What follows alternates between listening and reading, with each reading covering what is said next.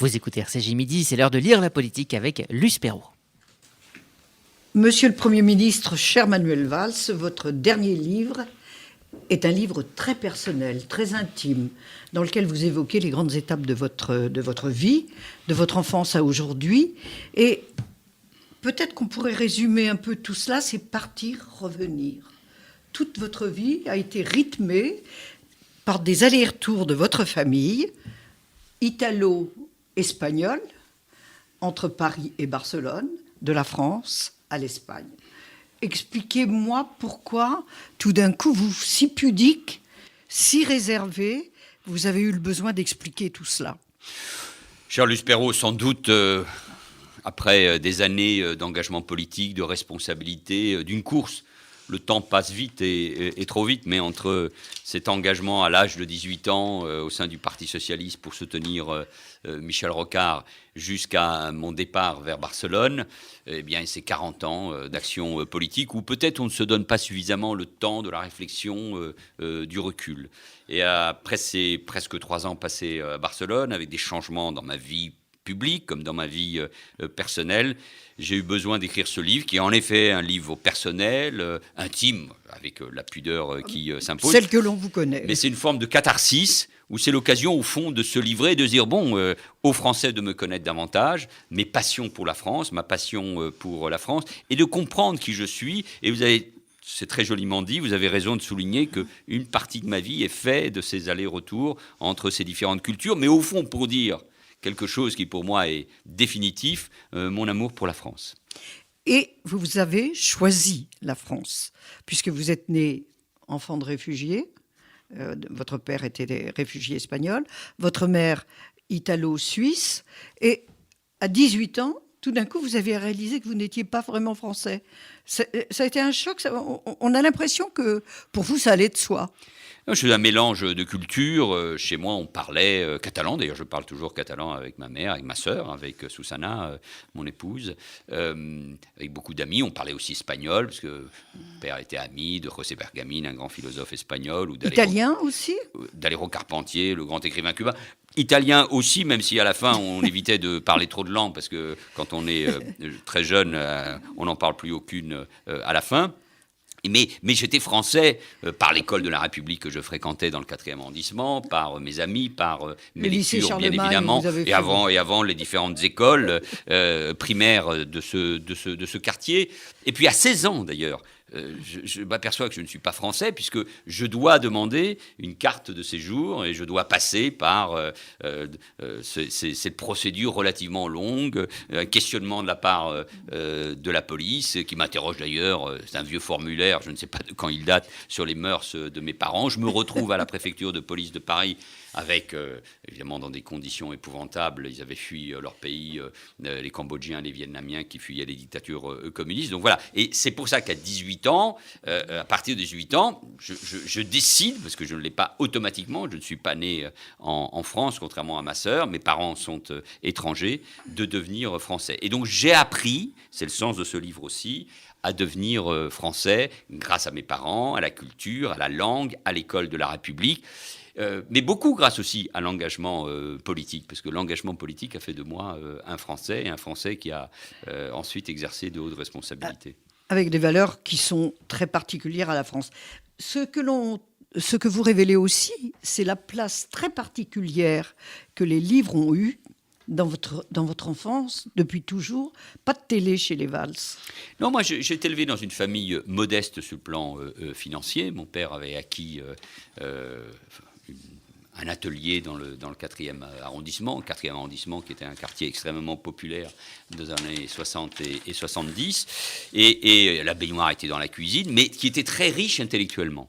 Et donc c'est vrai que la musique, la peinture, mon père était artiste peintre, j'en parle aussi dans un chapitre consacré aux impressionnistes et à l'orangerie, mais le livre était un moyen de s'éveiller. D'ailleurs, le livre reste toujours, selon moi, le meilleur moyen de s'évader du rêve. Et évidemment, je parle et j'évoque les romans. Donc le livre a énormément compté, et peut-être parce qu'en effet, la télévision n'était pas présente, la radio, les grandes émissions, bien sûr, de France Inter à l'époque, le livre livres. Et ben, j'ai besoin, moi, de lire 2-3 livres en même temps, de me plonger. J'aime beaucoup le roman parce qu'à travers le roman, on s'évade, ou la plume d'un Stefan Zweig peut vous permettre, au fond, de mieux connaître et l'être humain et l'histoire de l'humanité. Et Jules Verne.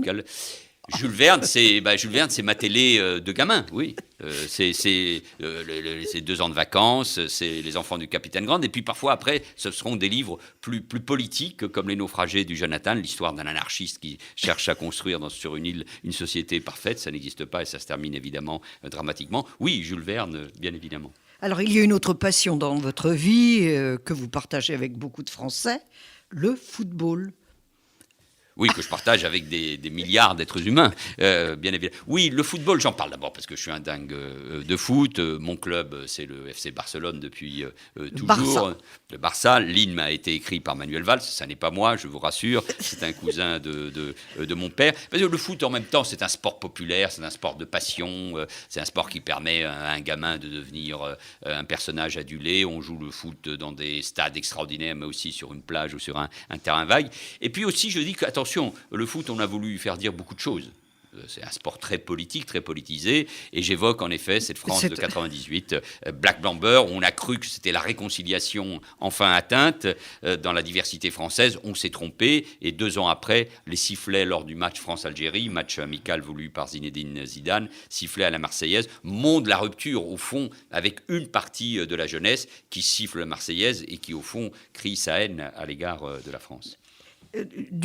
Au fond, vraiment, c'est sans précédent que la Marseillaise soit sifflée dans un stade. Oh, elle a été par les supporters corses aussi lors mais des finales de la Coupe de France, et Jacques Chirac mais avait eu à ce moment-là la bonne attitude. chez les Corses. Oui, mais parce qu'il y avait là quelque chose. Oui, parce qu'à force de vouloir faire tout dire au football, de lui permettre de lui demander de régler nos problèmes identitaires, eh bien, quand il y a une rupture comme celle qui s'accomplit ce jour-là, avec l'Algérie, avec tout ce que cela veut dire en termes de mémoire, à ce moment-là, c'est encore plus fort que n'importe quel événement. Donc c'est en effet un événement sans précédent.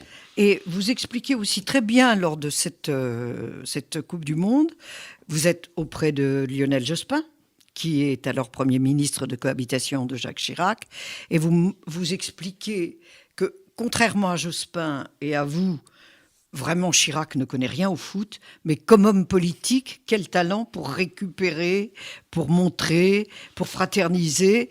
C'est une leçon pour vous, ça ? Je l'observais, puisque j'avais en charge la communication du Premier ministre. Alors à ce moment-là, en 98, peut-être c'était un des moments où le pays allait le mieux, hein.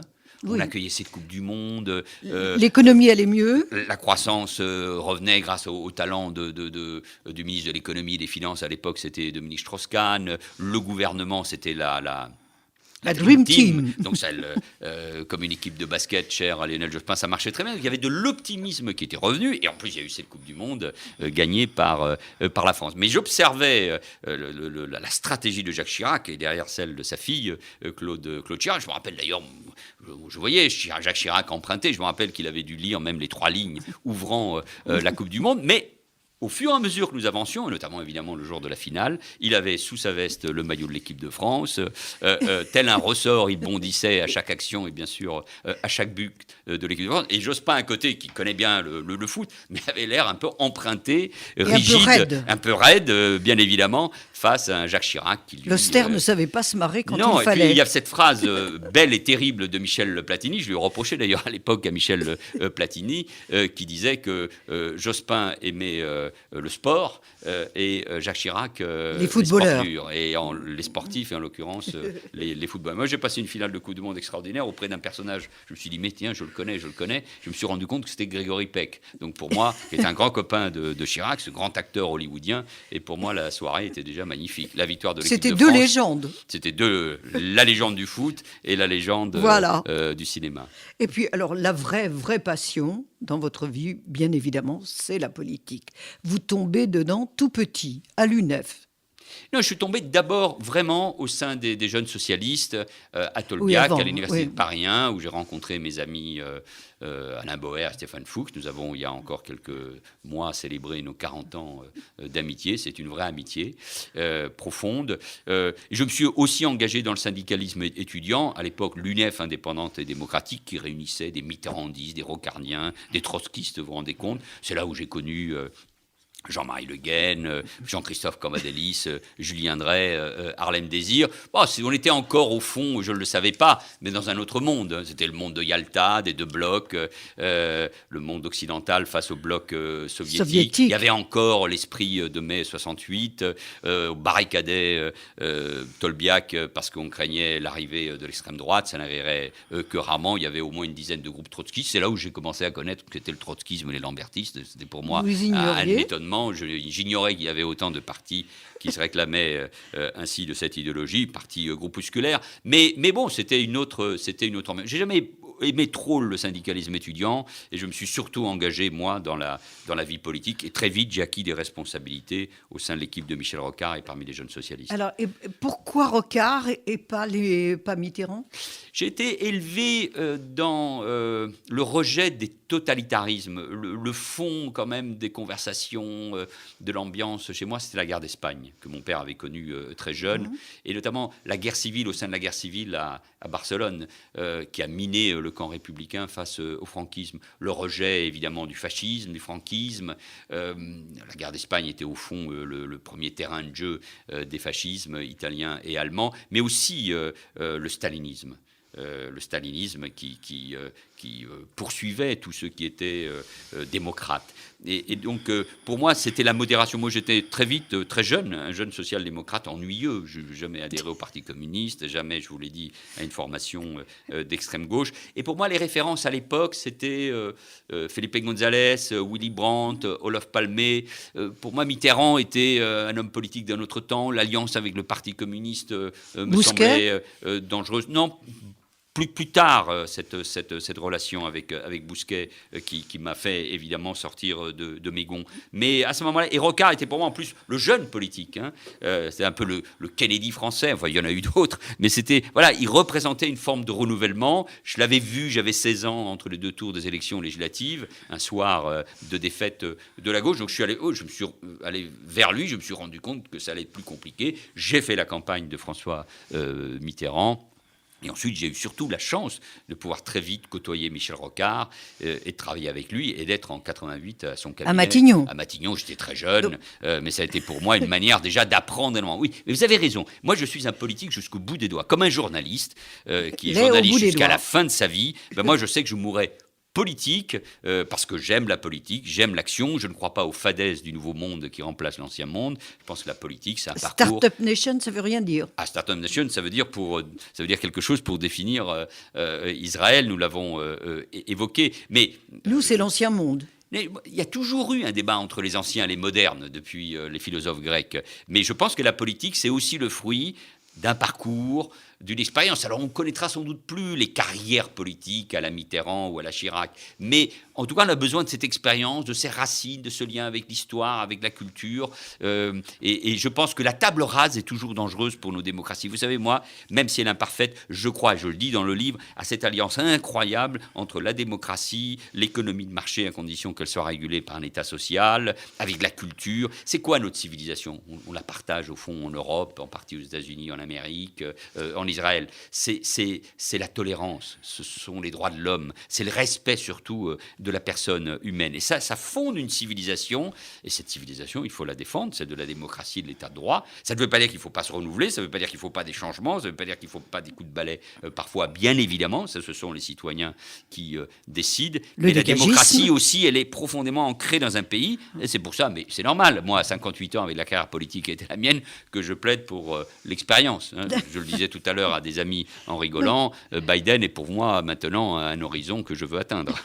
J'ai 20 ans de politique supplémentaire devant moi grâce à lui. Et puis, vous avez raison, ça laisse tous les espoirs. Il y a, après la vraie prise de pouvoir, le véritable exercice des responsabilités. Vous faites la campagne en 2012 de François Hollande. Vous essayez, là aussi, de marquer par vos valeurs et vos engagements cette campagne. Et puis, il y a l'exercice du pouvoir à Beauvau, où vous vous sentez chez vous. Vous vous réclamez de Clémenceau. Clémenceau que vous avez connu via les Naféas.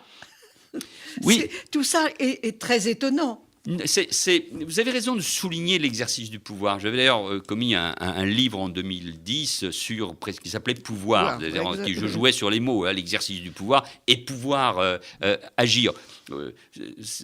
Au sein de la gauche, où il y a toujours eu ce long remords du pouvoir, selon la formule de mes amis Bergogneau et Grimbert, au fond de la gauche française a toujours un problème avec le pouvoir. Mais ce qui fait la différence entre un tribunicien, un agitateur et un vrai social-démocrate ou un social-républicain, c'est l'exercice du pouvoir. Alors, j'avais déjà connu ça grâce au cabinet ministériel, où j'avais observé Rocard à Jospin, grâce à mon action à la tête d'une grande collectivité comme la ville d'Évry. Mais le pouvoir ministériel, le pouvoir gouvernemental, gérer la France, c'est autre chose. Et quand vous êtes au cœur de l'État, c'est-à-dire du ministère de l'Intérieur, vous sentez le poids de l'histoire. Clémenceau, qui est l'inventeur du ministère de l'Intérieur Premier moderne, flic de France. premier flic de France, et vous sentez tout le poids de l'État, des préfets, des sous-préfets, de la police, de la gendarmerie.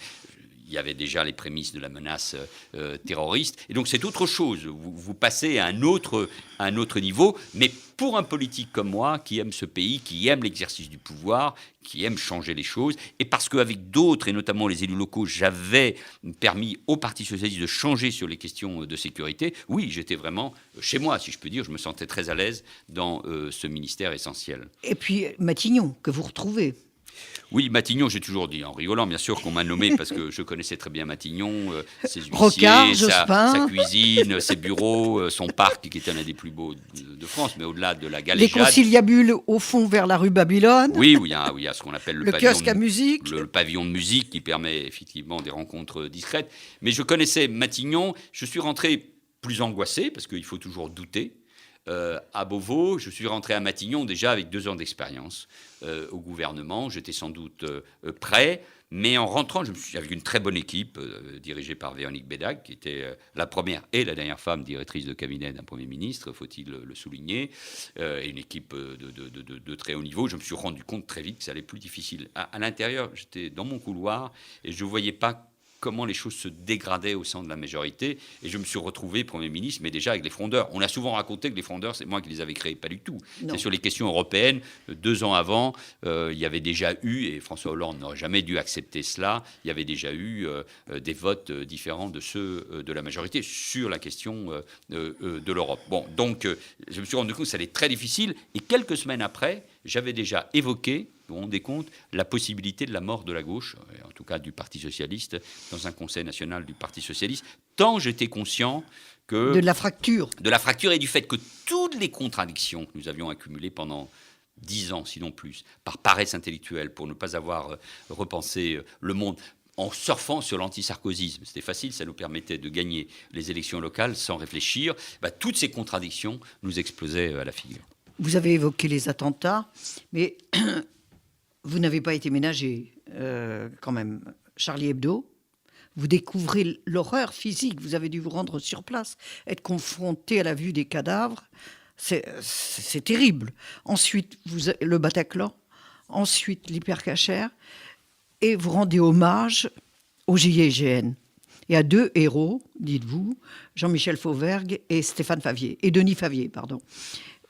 Pourquoi cet hommage ?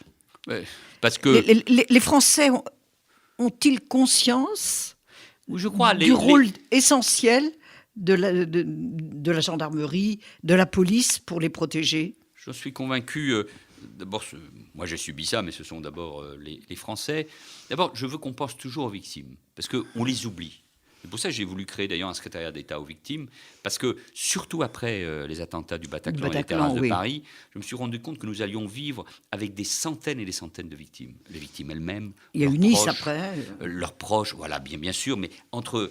En effet, novembre 2015 et juillet 2016 à Nice, sur la promenade des Anglais, mais tout au long de ces dernières années, ce sont des centaines de victimes. D'ailleurs, je suis d'une certaine manière obsédé, marqué en tout cas par ce que va être le procès des attentats du 13 novembre 2015, qui va durer plusieurs mois, avec des centaines, des milliers de parties civiles. On a dû construire une salle spéciale pour ce procès. Mais il faut se souvenir des victimes, de leurs noms, et puis de ceux qui nous protègent. D'ailleurs, le 11 janvier 2015, à la grande manifestation, il y avait cet amour qui s'exprimait pour la police, et nos gendarmes. Et rappelez-vous, 3 jours avant, il y a eu cette intervention simultanée du GIGN, les gendarmes, mais aussi, évidemment, pour ce qui concerne les hypercachères de la BRI et du RAID. Et je parle en effet de ces héros, parce que ce sont des hommes, ou des femmes d'ailleurs, particulièrement courageux. Et j'évoque évidemment la figure de Denis Favier, qui a été directeur général de la gendarmerie. Je l'ai nommé à ce poste, qui était avant à mon cabinet.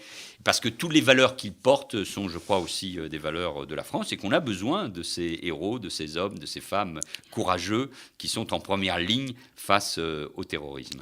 Et vous avez une autre héroïne, Elisabeth Badinter.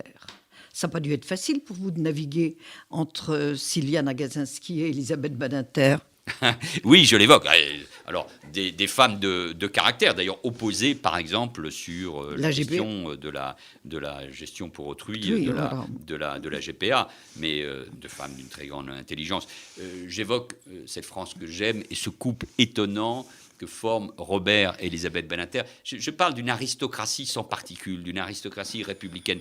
Je n'aime pas ce discours contre les élites politique et intellectuelle. Bien sûr que l'entre-soi est insupportable, bien sûr qu'il faut réformer l'ENA, mais je n'oublie pas que l'ENA est né dans l'esprit de Jean Zay quand il était ministre du Front populaire, mais surtout quand il était en captivité avant qu'il ne soit assassiné par la milice. La France a besoin d'élites, une société a besoin d'élites, une société sans élite est une société livrée à la foule. Robert et Elisabeth démontrent ça. Alors, mon engagement politique, je ne l'ai pas dit tout à l'heure, est beaucoup dû au combat contre la peine de mort qui marquait le jeune homme que j'étais, et les écrits de Victor Hugo, de Camus, de Kessler, les plaidoiries de Robert Badinter ont beaucoup aidé. Évidemment, Robert Badinter, c'est l'abolition de la peine de mort, et c'est encore aujourd'hui, du haut de ses 93 ou 94 ans, un personnage incroyable, une énergie, un avocat de la République et de la laïcité tout à fait incroyable. Et Elisabeth Badinter, c'est pour moi une rencontre, notamment sur le combat pour la crèche Babilou, contre le fondamentalisme,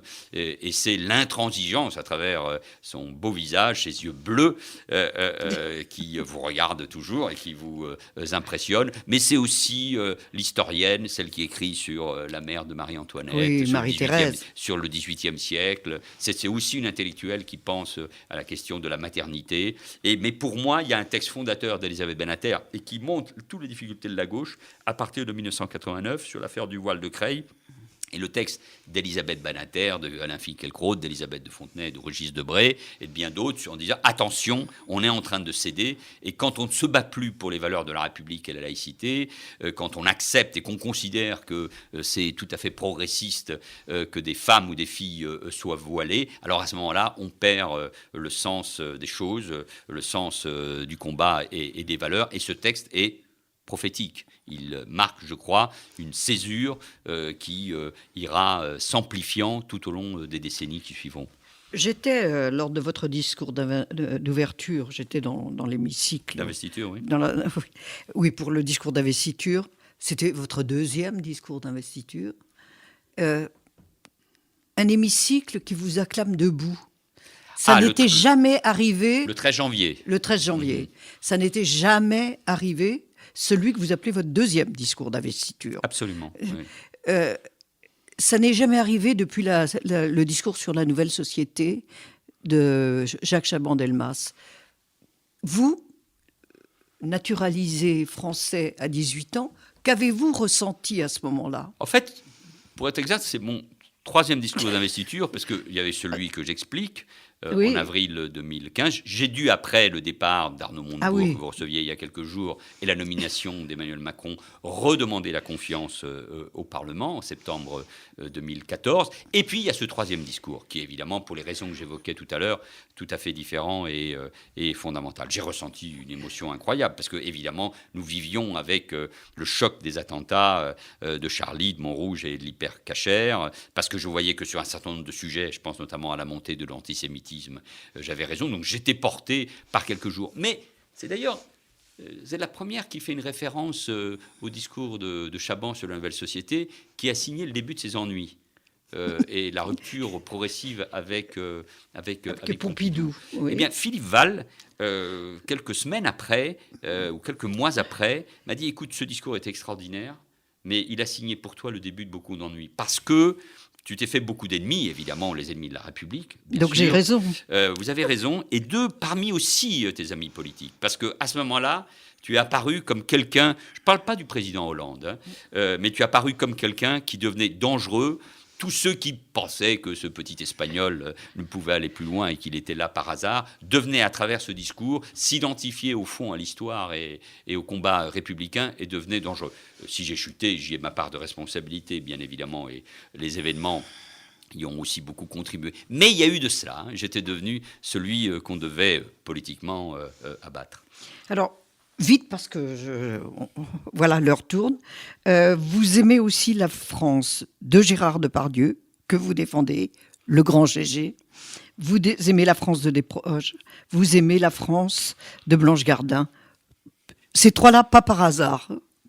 Non, merci de cette question, parce que ce livre est un livre personnel sur mon parcours, sur mes réflexions politiques, bien évidemment, sur la France que je n'aime pas. On l'a compris. Sur cette tenaille identitaire que représente Éric Zemmour et Assa Traoré. Mais d'abord, parlons de la France que j'aime, et c'est celle du cinéma. Gérard Depardieu, qui d'ailleurs parfois se définit lui-même comme un monstre, mais les tirades de Cyrano de Bergerac, restent là à tout jamais. Un humour, je l'ai vu en Espagne, les humours de chaque pays sont différents. Donc vous sentez pourquoi vous êtes français, à travers l'humour et celui cynique, froid, magnifique de Desproges, ou aujourd'hui de son héritière Blanche Gardin. La littérature, bien évidemment, la chanson, je parle de Vianney, la chansonnette, la variété, la chanson populaire, de Lama jusqu'à Vianney, en passant par Patrick Bruel et bien d'autres. Eh bien, c'est cette chanson qui fait, celle de la télévision, de la radio, des radios crochets à l'époque, du hit parade, qui fait de vous aussi quelqu'un qui aime cette culture. Le top 50. Donc, les paysages, la culture, la chanson, le cinéma, le théâtre, les arts, la culture font d'une nation. Et la France, vous n'êtes pas français par votre couleur de peau et votre naissance, vous l'êtes par votre culture, par vos références, par vos idées. La France, c'est une culture, c'est une idée, c'est une langue. Alors, pour terminer, pourquoi ce titre c'est une citation de Romain Gary, écrivain magnifique, ce juif lituanien, naturalisé français, gaulliste, compagnon de la Libération, diplomate, qui était un homme sans identité. Oui, c'est comme ça, mais voilà, je souligne qu'il a une identité, contrairement à ce qui est dit. Il a une identité, et c'est cette identité. Mais ça, c'est la France. Je vous le soulignais gentiment tout à l'heure, quand on évoquait mon discours de Premier ministre, mais c'est la France. Un homme comme Gary, juif fuyant les pogroms, avec sa mère qui veut en faire un grand Français, un diplomate, qui choisit le gaullisme, qui choisit de combattre pendant la guerre, qui est compagnon de la Libération. Ils ne sont pas nombreux. Consul, le mari de Jane Seberg, 2 fois, on le sait dans quelles conditions, grâce à sa double identité, prix Goncourt, il est la France. Écoutez, ça, moi, face parfois au déclinisme et au discours sur notre déclin, eh bien non, la France, ça reste cette idée. Gary, c'est la France, et je trouve que s'identifier. Et alors, cette phrase, pas une goutte de sang français, mais la France coule dans mes veines, j'aurais aimé l'inventer, c'est pour cela que je lui emprunte, elle définit bien ce que nous sommes. Nous sommes des hommes et des femmes d'une nation où les idées, la culture, les valeurs qui nous sont communes coulent dans nos veines. Alors, à chacun sa promesse de l'aube. Quelle est la vôtre ? Vous vous engagez pour quoi ? servir toujours mon pays. Je suis candidat à rien, je ne suis pas en situation, mais à travers ce livre, à travers les valeurs que j'y défends, je veux me battre parce que je suis inquiet pour l'avenir de mon pays. Vous avez rappelé tout à l'heure le sondage concernant les possibilités de victoire de Marine Le Pen. Eh bien, je veux servir mon pays parce que je l'aime tellement, ce pays, il m'a tellement donné que je lui donner jusqu'au bout de mes jours le maximum pour qu'il renoue avec l'idéal républicain, qu'il se réconcilie avec lui-même, qu'il renoue tout simplement avec l'espérance. Merci Manuel Valls. Je rappelle le titre magnifique de votre livre, Pas une goutte de sang français. J'ajoute le sous-titre, Mais la France coule dans mes veines. C'est publié chez Grasset et c'est un livre qui explique que vous ne nous avez jamais quittés, à lire d'urgence. Merci.